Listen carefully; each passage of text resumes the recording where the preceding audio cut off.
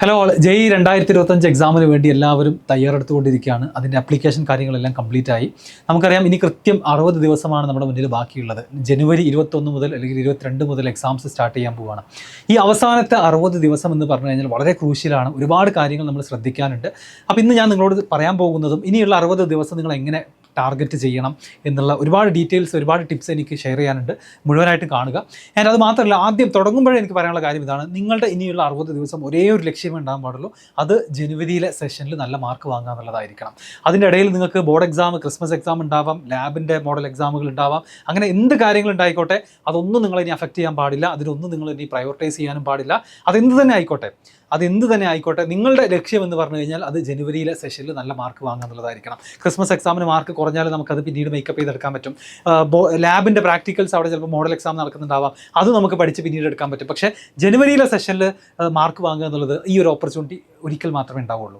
അങ്ങനെ ജെഇക്ക് വേണ്ടിയിട്ട് അടുത്ത 60 ദിവസം ഫുള്ളി ഡെഡിക്കേറ്റ് ചെയ്ത് നിങ്ങൾ റെഡി ആണെന്നുണ്ടെങ്കിൽ ഞാൻ ഓരോരോ ടിപ്പുകളായിട്ട് പറഞ്ഞു തുടങ്ങാം. അതിൽ ഒന്നാമത്തത് നിങ്ങളുടെ സ്ട്രാറ്റജി ഫിക്സ് ചെയ്യുക എന്നുള്ളതാണ്. സ്ട്രാറ്റജി എന്ന് പറയുമ്പോൾ ഇനി അങ്ങോട്ട് നമ്മൾ പഠിക്കും, നമ്മുടെ സമയം ഇൻവെസ്റ്റ് ചെയ്യുന്നത് എന്തിലായിരിക്കണം എന്നുള്ളതാണ് നമ്മുടെ സ്ട്രാറ്റജി കൊണ്ട് ഞാൻ ഉദ്ദേശിച്ചത്.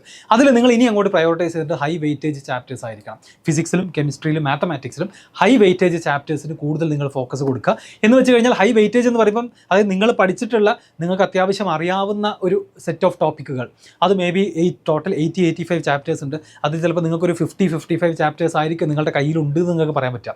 ആ ചാപ്റ്റേഴ്സിലായിരിക്കണം നിങ്ങൾ ഇനി ഫോക്കസ് ചെയ്യേണ്ടത്. എക്സാം കൂടുതൽ പ്രാക്ടീസ് ചെയ്യുന്നത് മറ്റൊക്കെ അതിലായിരിക്കണം. അതുപോലെ തന്നെ റിവിഷനും വളരെ സ്മാർട്ടായിട്ട് എന്ത് ചെയ്യണം, നമ്മൾ റിവൈസ് ചെയ്ത് തുടങ്ങണം. ഓൾറെഡി ചിലപ്പോൾ പോകുന്നുണ്ടാകും, നിങ്ങളുടെ സെൻറ്ററിൽ ക്ലാസ്സുകൾ മറ്റു കാര്യങ്ങളൊക്കെ പോകുന്നുണ്ടാകും. അതിൻ്റെ കൂടെ തന്നെ അറ്റ്ലീസ്റ്റ് ഒരു ഹാഫ് ആൻ അവർ എങ്കിലും സമയം കണ്ടെത്തിയിട്ട് എല്ലാ ദിവസവും പണ്ട് പഠിച്ചിട്ടുള്ള ചാപ്റ്റേഴ്സിലെ ക്വസ്റ്റ്യൻസ് ചെയ്യാൻ വേണ്ടി നിങ്ങൾ സമയം ചിലവാക്കണം. അതായത് ഇനി അങ്ങോട്ട് നിങ്ങൾ പുതിയതായിട്ട് നിങ്ങൾക്ക് അറിയാത്ത, നിങ്ങൾ ഏറ്റവും വീക്കായിട്ടുള്ള ചാപ്റ്റേഴ്സ് പുതിയതായിട്ട് പഠിച്ചെടുക്കാൻ ശ്രമിക്കരുത്. ഒരു ഉദാഹരണം പറഞ്ഞാൽ, ഫിസിക്സിൽ ഇപ്പോൾ തെർമോഡൈനാമിക്സ് എന്ന ചാപ്റ്റർ നിങ്ങൾ ഇതുവരെ തുടങ്ങിയിട്ടില്ല, അതിലൊരു ക്വസ്റ്റ്യൻ പോലും ചെയ്യാൻ നിങ്ങൾക്ക് അറിയില്ല. ഇനിയുള്ള ദിവസം നവംബറിലോ ഡിസംബറിലോ നിങ്ങൾ എന്ത് ചെയ്യാൻ നിൽക്കരുത്, തെർമോഡൈനാമിക്സ് പഠിച്ചെടുക്കാൻ ശ്രമിക്കരുത്. ഞാനൊരു എക്സാമ്പിളായിട്ട് പറഞ്ഞതാണ്. അതിനുള്ള സമയം ഇനിയില്ല. അപ്പോൾ നെക്സ്റ്റ് 60 ഡേയ്സിൽ നമ്മുടെ ലക്ഷ്യം എന്ന് പറഞ്ഞു കഴിഞ്ഞാൽ, നമ്മുടെ കയ്യിലുള്ളത് 50-55 ചാപ്റ്റർ ആണെന്നുണ്ടെങ്കിൽ അതിൽ നമ്മൾ എക്സ്പേർട്ട് ആവാൻ ശ്രമിക്കുക. അതിൽ നമ്മുടെ സ്ട്രെങ്ത് മാക്സിമം ആക്കാൻ ശ്രമിക്കുക. നമ്മുടെ റിവിഷൻ പ്ലാനുകളും അതിനോട് അലൈൻ ചെയ്യാൻ വേണ്ടിയിട്ട് തന്നെ ശ്രമിക്കുക. ഇതാണ് ഒന്നാമതായിട്ട് സ്ട്രാറ്റജി കൊണ്ട് ഞാൻ ഉദ്ദേശിച്ചത്. രണ്ടാമത്തത് നമ്മുടെ ഡെയിലി റുട്ടീനും ടൈം മാനേജ്മെൻറ്റുമാണ്. ഇനി അങ്ങോട്ട് നിങ്ങൾക്കറിയാം, ടൈം ഒട്ടും വേസ്റ്റ് ചെയ്യാനില്ല. സോഷ്യൽ മീഡിയയിൽ പോയിട്ട് ഇൻസ്റ്റാഗ്രാമും അതുപോലെ തന്നെ ഫേസ്ബുക്കും അല്ലെങ്കിൽ സ്നാപ്ചാറ്റിലൊന്നും സമയം കളയാനില്ല. കൃത്യമായിട്ടുള്ള സമയം നമ്മൾ എന്ത് ചെയ്യണം, നമ്മുടെ പഠനത്തിന് വേണ്ടി മാറ്റി വെക്കണം. അപ്പോൾ ഇനി അങ്ങോട്ടുള്ള ദിവസങ്ങളിൽ അറ്റ്ലീസ്റ്റ് നമ്മൾ എന്ത് ചെയ്യണം, നമ്മൾ 10-12 hours, നിങ്ങൾ ക്ലാസ്സിലിരിക്കുന്ന ആളുകളാവാം, അതെല്ലാം ആഡ് ചെയ്തുകൊണ്ട് ഒരു 12 മണിക്കൂറെങ്കിലും നമ്മൾ എന്ത് ചെയ്യണം, അടുത്ത 60 ദിവസം പഠനത്തിന് വേണ്ടി മാറ്റി വെക്കണം. അത് പോസിബിൾ ആവണമെന്നുണ്ടെങ്കിൽ കൃത്യമായിട്ട് എല്ലാ ദിവസവും നിങ്ങൾക്ക് കറക്റ്റ് ഷെഡ്യൂൾ ഉണ്ടായിരിക്കണം.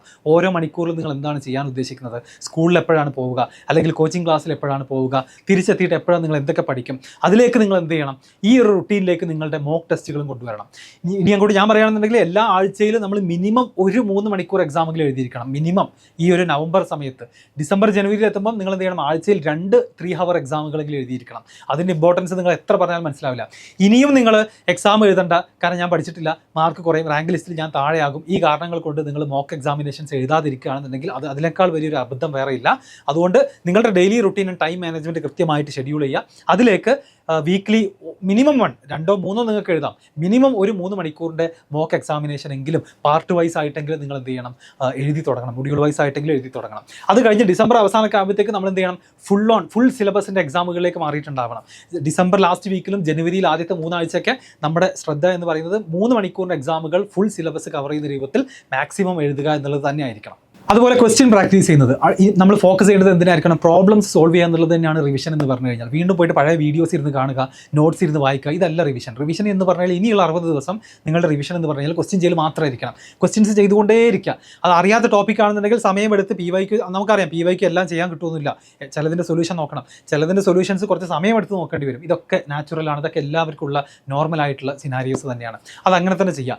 നിങ്ങൾക്ക് അറിയുന്ന ടോപ്പിക്കിൽ നിങ്ങൾ എന്ത് ചെയ്യുക, മാക്സിമം ഒരു റിയൽ എക്സാം എൻവയോൺമെൻറ്റ് ക്രിയേറ്റ് ചെയ്യാൻ ശ്രമിക്കാം. എന്ന് വെച്ചാൽ ഈവൻ PYQs നമ്മളൊരു ബുക്ക് നോക്കി സോൾവ് ചെയ്യുകയാണെങ്കിൽ പോലും എപ്പോഴും സമയം നമ്മുടെ മനസ്സിലുണ്ടാവണം. ആ ടൈം എന്ന് പറയുന്ന കൗണ്ട് ഡൗൺ ടൈമറിൻ്റെ ഒരു സ്ട്രെസ് നമ്മുടെ തലയിലുണ്ടെങ്കിൽ നമുക്ക് എന്ത് ചെയ്യാൻ പറ്റും, ആ ഒരു റിയൽ എക്സാം എൻവയോൺമെൻറ്റ് ഈവൻ നമ്മുടെ റൂമിലടക്കം ക്രിയേറ്റ് ചെയ്യാൻ പറ്റും.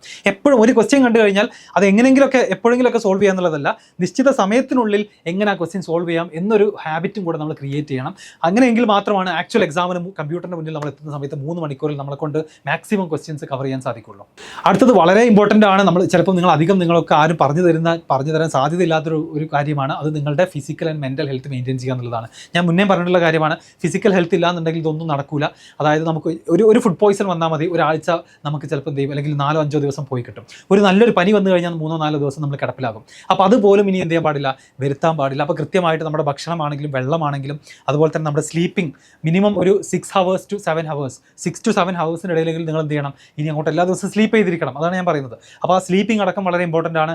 അതുപോലെ തന്നെ പഠനത്തിൻ്റെ ഇടയിൽ റെഗുലറായിട്ട് ബ്രേക്ക് എടുക്കുക എന്നുള്ളത്, കണ്ടിന്യൂസ്ലി 5 മണിക്കൂറൊന്നും ഇരിക്കാതെ 40-45 മിനിറ്റ്സ് കഴിഞ്ഞിട്ട് 5-10 മിനിറ്റിൻ്റെ ബ്രേക്ക് എടുക്കുക.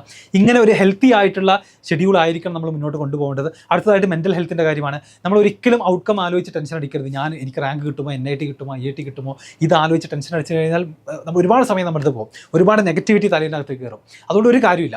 അതുകൊണ്ട് നിങ്ങൾ ആകെ ഫോക്കസ് ചെയ്യേണ്ടത് കൺസിസ്റ്റൻസിയിലാണ്. ഞാൻ ഈ പറഞ്ഞ ഡെയിലി 10 to 12 hours ഇടാൻ പറ്റുന്നുണ്ടോ, അത് കുറയുന്നുണ്ടെങ്കിൽ അതെങ്ങനെ ഇമ്പ്രൂവ് ചെയ്യാതുള്ളത് നിങ്ങൾ ആലോചിക്കേണ്ടത്. അതല്ലാതെ മറ്റേ കുട്ടിക്ക് എത്ര മാർക്കുണ്ട്, അവൻ എത്ര മാർക്കുണ്ട്, അവിടെ എങ്ങനെ എക്സാം നടക്കുന്നുണ്ട്, അവിടുത്തെ പ്രോഗ്രാം എങ്ങനെയാണ്, അല്ലെങ്കിൽ ഏത് കോളേജ് കിട്ടും, ഇത് കിട്ടിയില്ലെങ്കിൽ ഞാൻ ആകെ പെട്ടുപോകുമല്ലോ, ഇത്തരം നെഗറ്റീവ് തോട്ട്സ് എല്ലാം ഒഴിവാക്കിയിട്ട് നമ്മുടെ കംപ്ലീറ്റ് മെൻ്റൽ എനർജി എന്ത് ചെയ്യണം, പ്രിപ്പറേഷനിലേക്കും അതുപോലെ തന്നെ അത് കഴിഞ്ഞ് റെസ്റ്റ് എടുക്കാനും കൃത്യമായിട്ടുള്ള പേഴ്സണൽ ഷെഡ്യൂളൊക്കെ ഉണ്ടാക്കിയിട്ട് നന്നായിട്ട് റെസ്റ്റ് എടുക്കാനും വേണ്ടി നമ്മൾ ഫോക്കസ് ചെയ്യണം. അങ്ങനെ ഫിസിക്കൽ ആൻഡ് മെൻ്റൽ ഹെൽത്ത് അടുത്ത 60 days 2 months കീപ്പ് ചെയ്യുക എന്നുള്ളത് എക്സ്ട്രീംലി ഇമ്പോർട്ടൻ്റ് ആണ്. ആൻഡ് ഫൈനലി ഈ ഒരു 60 days നിങ്ങൾക്ക് ഉണ്ടായിരിക്കേണ്ട മറ്റൊരു കാര്യമാണ് സെൽഫ് കോൺഫിഡൻസ് എന്നുള്ളത്. നമ്മൾ അച്ചീവ് ചെയ്യാൻ പോകുന്ന കാര്യത്തെക്കുറിച്ച്, നമ്മുടെ ഒരു എഫേർട്ടിനെ കുറിച്ചും നിങ്ങൾ ഓരോരുത്തരും നിങ്ങളെക്കുറിച്ചും ഉണ്ടായിരിക്കേണ്ട ഒരു കോൺഫിഡൻസ് വളരെ ഇമ്പോർട്ടൻ്റ് ആണ്.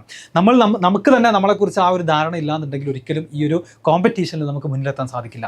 അപ്പോൾ നിങ്ങൾക്കറിയാം നിങ്ങൾ ഇതുവരെ എന്തൊക്കെ ചെയ്തു, അതിൽ എന്തൊക്കെ മിസ്റ്റേക്കുകളുണ്ട്, പോരായ്മകൾ എന്തൊക്കെയാണ്, ഇനി എന്തെല്ലാം ഇമ്പ്രൂവ് ചെയ്യണം, ഇതൊക്കെ നിങ്ങൾക്ക് അറിയുന്ന കാര്യമാണ്. പക്ഷേ അടുത്ത 60 days എന്ന് പറഞ്ഞു കഴിഞ്ഞാൽ ഞാൻ എപ്പോഴും പറയാറുള്ള പോലെ തന്നെ ഒരു 90% ലെവലിൽ മാത്രം എത്തി നിൽക്കുന്ന ഒരു കുട്ടിയെ 95ലേക്ക് എത്തിക്കാൻ പറ്റും. ഇപ്പോൾ 95% നിൽക്കുന്ന ഒരു കുട്ടിയെ 98ലേക്ക് എത്തിക്കാൻ പറ്റും. അതുപോലെ തന്നെ ഇപ്പോൾ ഒരു 97 98ൻ്റെ അത്രമാത്രം സ്കില്ലുള്ള ഒരു കുട്ടിയെ 99%ലേക്ക് എത്തിക്കാനും ഈ ഒരു ലാസ്റ്റ് 60 days നിങ്ങളെ കൊണ്ട് സാധിക്കും. അതല്ലാതെ ഒന്നും പഠിക്കാത്ത ഒരാൾ പോയിട്ട് 60 ദിവസം കൊണ്ട് ഇന്ത്യയിൽ ടോപ്പർ ഒന്നും ആകാൻ പോകുന്നില്ല. അതൊക്കെ നമുക്ക് അറിയാവുന്ന കാര്യമാണ്, ഒന്നും പ്രാക്ടിക്കലി പോസിബിൾ അല്ല.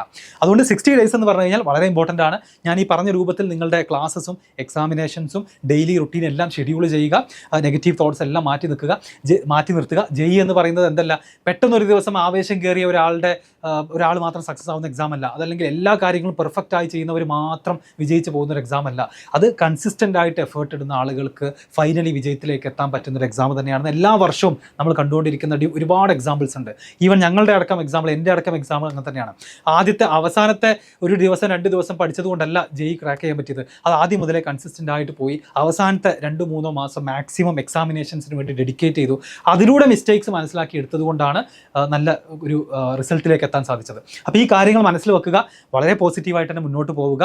ഈ പറയുന്ന എല്ലാ സംശയങ്ങളും നിങ്ങൾ മാറ്റി നിർത്തുക. ഞാൻ പറഞ്ഞല്ലോ, നിങ്ങൾക്ക് അറിയാത്ത ടോപ്പിക്സ് ഉണ്ടാകും, നിങ്ങൾക്ക് അറിയാത്ത ക്വസ്റ്റ്യൻസ് ഉണ്ടാകും, നിങ്ങളെക്കൊണ്ട് ചെയ്യാൻ പറ്റാത്ത ക്വസ്റ്റ്യൻസ് ഒക്കെ എന്തായാലും ഫൈനൽ എക്സാമിൽ ഉണ്ടാകും. അപ്പോൾ എല്ലാം പറ്റണം, എല്ലാം എന്നെക്കൊണ്ട് കഴിയണമെന്ന് വാശി പിടിക്കാതെ കഴിയുന്ന കാര്യങ്ങൾ കൃത്യമായിട്ട് ചെയ്തു പോവുക. അതിലൊരു മൈൽ സ്റ്റോൺ ആയിട്ട് അല്ലെങ്കിൽ ഒരു ചെക്ക് പോയിന്റ് ആയിട്ട് എപ്പോഴും ഡെയിലി 10 to 12 hours നിങ്ങൾക്ക് ഡെഡിക്കേറ്റ് ചെയ്യാൻ പറ്റുന്നുണ്ടോ നോക്കുക. ഒരു ദിവസം പോലും ഇനി നമ്മളൊരു കല്യാണത്തിന് പോലും ശരിക്കും പോകാൻ പാടില്ല എന്നുള്ളതാണ് എൻ്റെ അഡ്വൈസ്. കാരണം 2 മാസമേ ഉള്ളൂ. 2 മാസം നമ്മൾ ബാക്കിയുള്ള എല്ലാ കാര്യങ്ങളും നമ്മളൊന്ന് സാക്രിഫൈസ് ചെയ്ത് കഴിഞ്ഞാൽ ഞാൻ ഈ പറഞ്ഞൊരു ജമ്പ് നിങ്ങളുടെ റിസൾട്ട് ഉണ്ടാക്കാൻ പറ്റും. 90 ഉള്ള ആളുകൾ 95ലേക്കും 97 ഉള്ള ആളുകളെ 99ലേക്ക് എത്തിക്കാനും ഈ ഒരു ലാസ്റ്റ് 2 months സഫീഷ്യൻ്റ് ആണ്. ഓക്കെ, അപ്പോൾ ഇതിൽ നിങ്ങൾക്ക് യൂസ്ഫുൾ ആണെന്ന് തോന്നുന്ന അഡ്വൈസുകളെല്ലാം സ്വീകരിക്കുക. നിങ്ങളുടെ ജെഇ ആസ്പിറൻസ് ആയിട്ടുള്ള ഫ്രണ്ട്സിനും ഷെയർ ചെയ്ത് കൊടുക്കുക. പരസ്പരം അങ്ങോട്ടും ഇങ്ങോട്ടും സപ്പോർട്ട് ചെയ്യുക, മോട്ടിവേറ്റ് ചെയ്യുക. ഈ 2 months തളരാതെ മുന്നോട്ട് പോവുക. ഇനി നിങ്ങളുടെ എന്തെങ്കിലും സംശയങ്ങളോ മറ്റ് കൺസേൺസ് ഒക്കെ ഉണ്ടെന്നുണ്ടെങ്കിൽ കമൻറ്റ് ബോക്സിൽ നിങ്ങൾക്ക് പറയാവുന്നതാണ്. പറ്റാവുന്ന അത്രയും റിപ്ലൈസ് നമ്മൾ തരാറുണ്ട്.